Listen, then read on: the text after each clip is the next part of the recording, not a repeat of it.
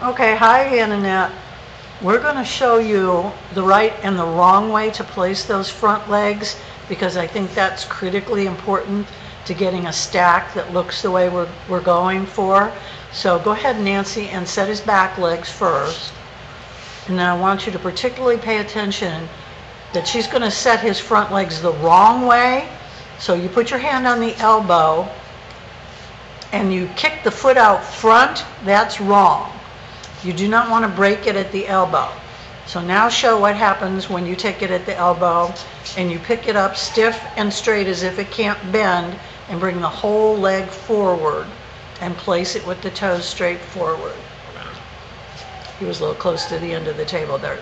So you want to think of that leg from the point of the shoulder all the way down to the toe as if it could not bend.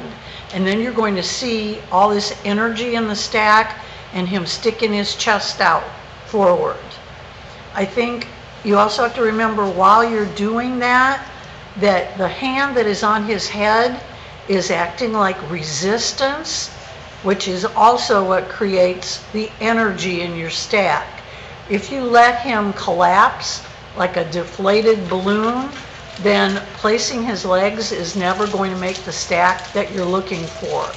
You're creating the energy by not only where you place the legs, but how you get them there.